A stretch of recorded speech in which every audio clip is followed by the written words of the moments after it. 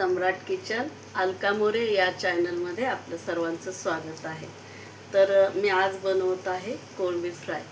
तर कोळंबी स्वच्छ पाण्याने धुवून घ्यायची, हळद मीठ लावून थोडं एक अर्धा तास ती भिजत ठेवायची आणि मग तळून घ्यायची। तर ही बघा मी तळून घेतलेली कोळंबी आहे। आता ते कोटिंग लावून जर आपण तळली तर ते सगळं कोटिंग त्याचं निघून जातं। मग फक्त हळद आणि मिठाचीच कोळंबी आपण फास्ट गॅसवर तळून घ्यायची आणि नंतर परत मग त्याच्यामध्ये आपल्याला जे काही मसाले टाकायचे असतील ते टाकायचे आणि गरम करून घ्यायची। आता मी हे लिंबू पिळून घेत आहे। त्याच्यावर असं लिंबू पिळून घ्यायचं, छानपैकी सगळीकडे मिक्स झालं पाहिजे।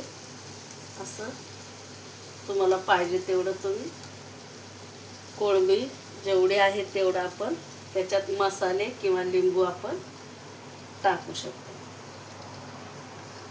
मी लिंबू टाकून घेतला आहे। आता मी हे मसाले टाकते। मसाले मिरची, तिखट मिरची पावडर, काश्मीरी पावडर आणि लाल तिखट पावडर हे, आणि थोडासा कोळंबी मसाला असेल तर किंवा चिकन मसाला आपण टाकायचा ह्याच्यात।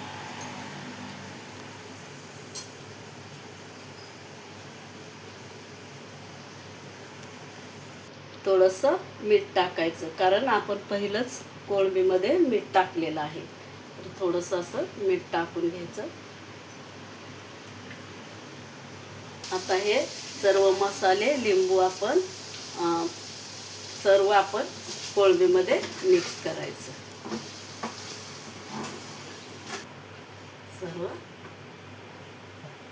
सर्व मिक्स करून घ्यायचं।